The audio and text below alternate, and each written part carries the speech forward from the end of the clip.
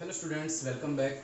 देखिए, आज का जो हमारा टॉपिक रहेगा, टॉपिक तो वही है, इंक्लाइंड प्लेन का प्रोजेक्टाइल हम करने जा रहे हैं। फर्स्ट पार्ट में मैंने बेसिक इंट्रोडक्शन आपको करवाया था थ्योरेटिकल पोर्शन का, जिसे मैंने आपको बताया था कि किस तरीके से वेलोसिटी के कंपोनेंट्स हमने तोड़े और किस तरीके से ग्रेविटी के भी यहाँ पे दो कंपोनेंट्स टूटते हैं। ठीक है, आज हम उसका पैरामीटर फाइंड आउट करने जा रहे हैं, time of flight, maximum height and horizontal range. यहाँ पे हम बढ़िया तरीके से समझेंगे कंसेप्ट को। कंसेप्ट वही रहेगा जो हम पहले वाले हॉरिजॉन्टल प्रोजेक्टाइल और एंगुलर प्रोजेक्टाइल में कर चुके हैं। ठीक है, डायग्राम को थोड़ा सा रिकॉल करते हैं। मैंने आपको बताया था कि इस तरीके का डायग्राम बनता है यहाँ पे, लाइक दिस। यहाँ से एक बॉडी को प्रोजेक्ट किया जाता है यू स्पीड से, विच ये दोनों एंगल्स होते हैं। इसको हम एक्स एक्सिस मान के चलते हैं और ये होता है हमारा वाई एक्सिस। ठीक है, एक कंपोनेंट इसमें टूटता है, ग्रेविटी नीचे लगती है। तो ये सारी चीजें वही हैं जो मैं पहले करवा चुका हूँ। जिसने भी इस टॉपिक को पार्ट 2 करने से पहले पार्ट 1 जरूर देखे। अगर वो नहीं समझ में आएगा तो डेरिवेशन आप रटोगे, और रटना हमें है नहीं बिल्कुल भी। दैट इज थीटा, तो ये कोस बन जाएगा, जी साइन थीटा यहाँ पे लगेगा, you cos alpha and you sine alpha. इसको मैंने एक और तरीके से बनाया था। मैंने बोला था अगर मैं इस वाले पोर्शन को वाई एक्स एक्सिस को अलग से यहाँ पे रिप्रेजेंट करके दिखाऊं, तो like this is X axis and this is Y axis. Body ऐसे प्रोजेक्ट होके आती है,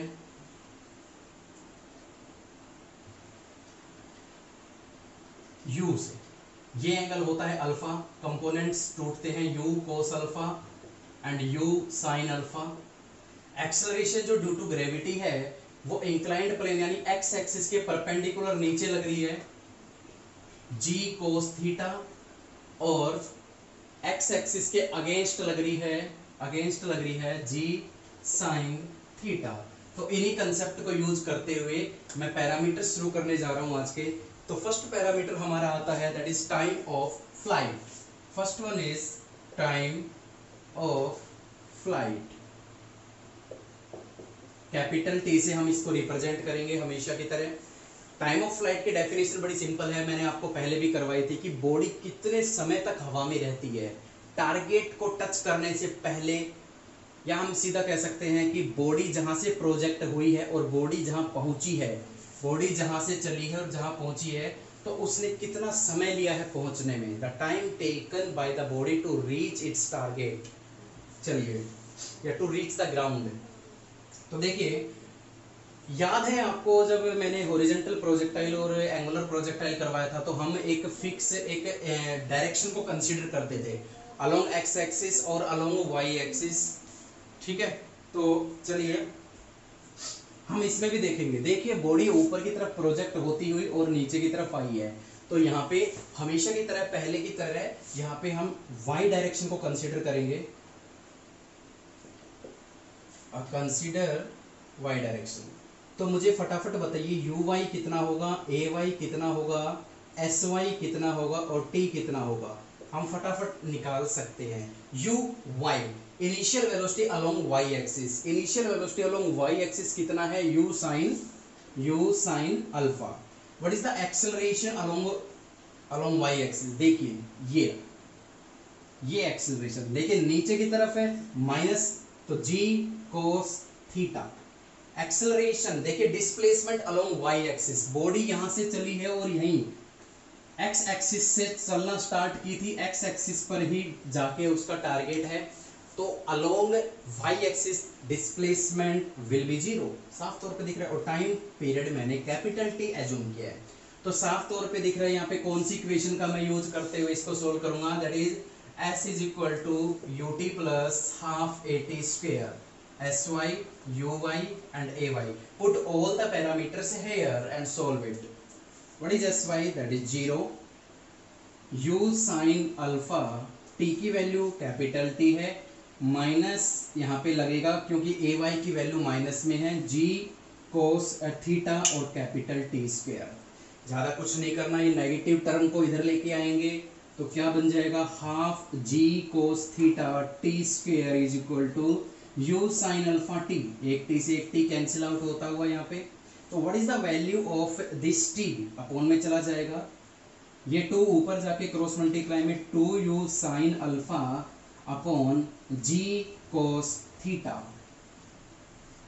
ये वैल्यू यहां पर निकल कर आती है टाइम ऑफ फ्लाइट की। ठीक है बच्चों, अब देखिए u साइन अल्फा क्या है। u साइन अल्फा वो वेलोसिटी है जो y के अलोंग जा रही है, और g cos थीटा क्या है, g cos थीटा वो एक्सेलरेशन है जो कि y के अलोंग है, y के अगेंस्ट है। तो मैं इसको इस तरीके से भी रिप्रेजेंट कर सकता हूं, 2 इस पूरे को मैं लिख सकता हूं uy अपॉन इस पूरे को लिख सकता हूं ay। ये सिंपल मैंने याद करने के लिए बताया है, वरना आप यहां तक भी छोड़ के आओगे तो पूरे मार्क्स आपको मिलेंगे। तो this is all about the time of flight. कुछ भी नहीं करना, वही कंसेप्ट हम यूज कर रहे हैं जो पीछे प्रोजेक्टाइल्स में करके आए हैं। वाई डायरेक्शन को हमने कंसिडर किया, यू वाई साफ तौर पे दिख रहे हैं, वाई के अलोंग वेलोसिटी और वाई के against acceleration due to gravity. दोनों ये नेगेटिव क्यों है आपको मालूम है, डिस्प्लेसमेंट जीरो है क्योंकि Y to Y, X to X, यानी एक्स एक्सिस से चला और एक्स एक्सिस पे पहुंचा, तो वाई के अलोंग डिस्प्लेसमेंट जीरो होगा। टाइम टी मानते हुए सेकंड इक्वेशन का यूज किया और सोल्व कर दिया हमने, टी निकाल। This is all about the time of flight. अब हम चलते हैं हमारे second parameter, that is the maximum height.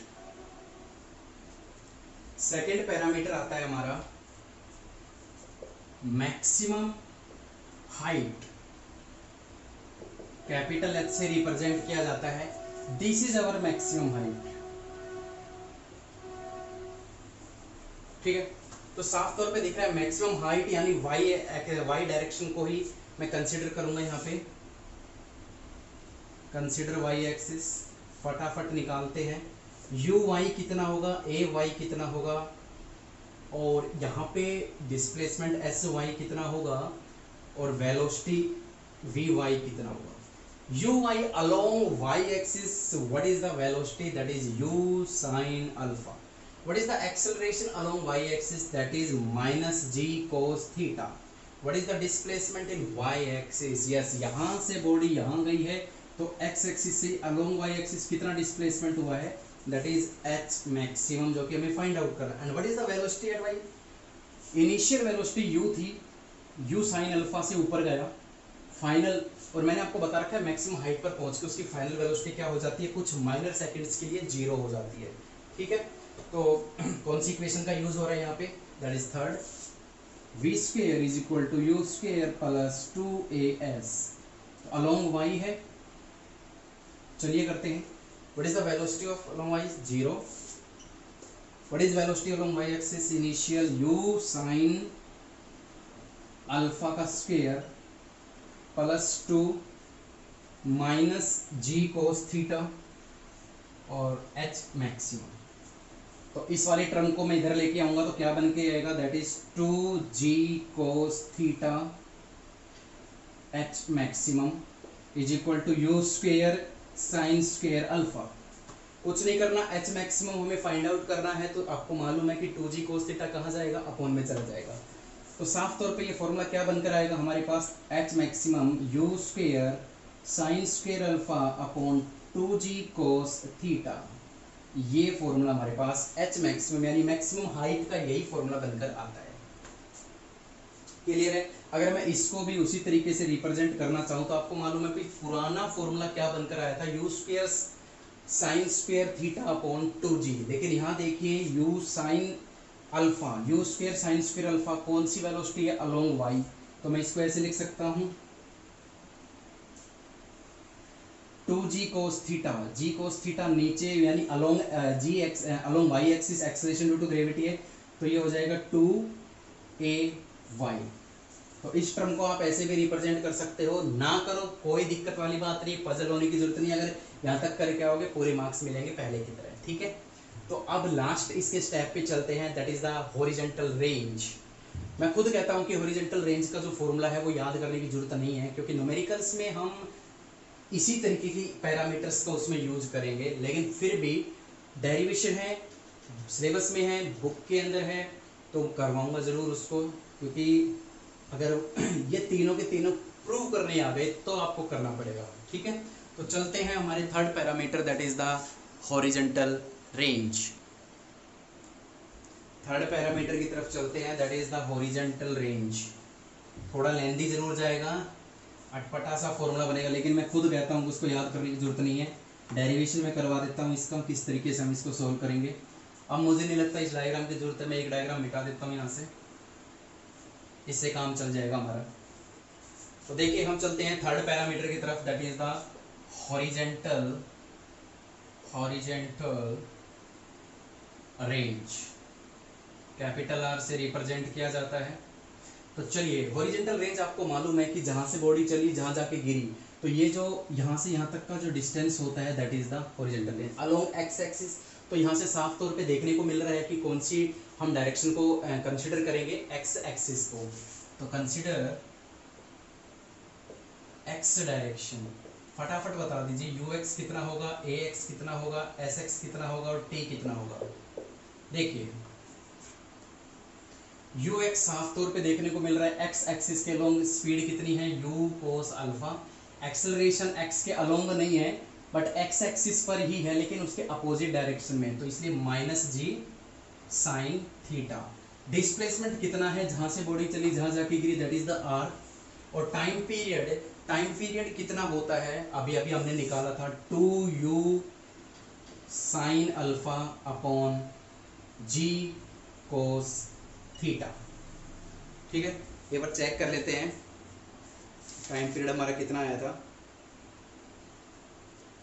ठीक है, तो इन्हीं सब का यूज करते हुए हम कौन सी इक्वेशन यहाँ पे साफ तौर पे देखने को मिल रही है, that is the third equation, second equation, s is equal to u T plus half a T square. Put all the parameter, थोड़ा लेंदी जाएगा, ध्यान से देखिएगा। s is equal to u, ये x के अलोंग है सारी चीजें, यू एक्स कितना है, u cos alpha, what is the value of t, that is 2u sine alpha g cos theta plus 1/2, what is the value of ax कितना है, minus g sine theta, and what is the value of t square, t u 2u sine alpha upon g cos theta का square. Clear है, बस अब इसको just solve करना है आपको। ठीक है, अपने अपने तरीके से सोल्व करेंगे, तो देखते हैं क्या रिजल्ट हमारे पास देखने को मिलता है इसमें। क्योंकि ये लास्ट पैरामीटर था इसलिए मैंने डायग्राम मिटा दिया है यहाँ पे। तो देखिए कैसे सोल्व करेंगे इसको। देखिए u square that is the 2u square sine alpha cos alpha, sine alpha cos alpha upon g cos theta. ठीक है, माइनस प्लस माइनस हो जाएगा, और यहां से देखिए आप जी साइन थीटा, जी से जी कैंसिल आउट हो रहा है, एक जी से ये वाला एक जी कैंसिल आउट हो रहा है, तो क्या बचता है हमारे पास 4u square sine square alpha sine theta upon 2g कोस स्क्वायर थीटा।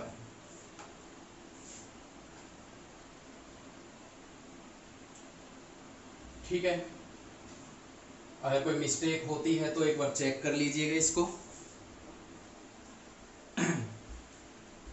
सब परफेक्ट चल रहा है, 2 से ये 2 कैंसिल आउट होता है, एलसीएम लेंगे, एलसीएम कितना आएगा, जी कोस स्क्वायर थीटा, एक कोस बचता है, कोस की मल्टीप्लाई ऊपर से होगी तो क्या हो जाएगा 2u square sine alpha cos theta, minus cancel पूरा एज इट इज उतरेगा, 2u square sine square alpha sine theta. आराम से देख लीजिए। अब यहाँ पे आपको क्या देखने को मिल रहा है, कॉमन क्या टर्म आती है हमारी,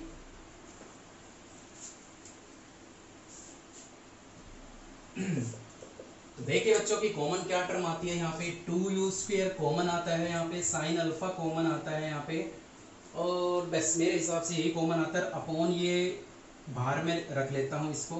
क्या बचता है अंदर, ध्यान से देखिएगा, cos alpha cos theta minus sine alpha sine theta. ठीक है, और आपको याद होगा कि ये ट्रिग्नोमेट्री फॉर्मूला होता है, cos A cos B minus sine A sine B. तो ये फॉर्मूला बनता है बच्चों 2u² sine alpha upon g cos square theta as it is, और ये फॉर्मूला बनता है कोस ए प्लस बी का, कोस ए प्लस बी का।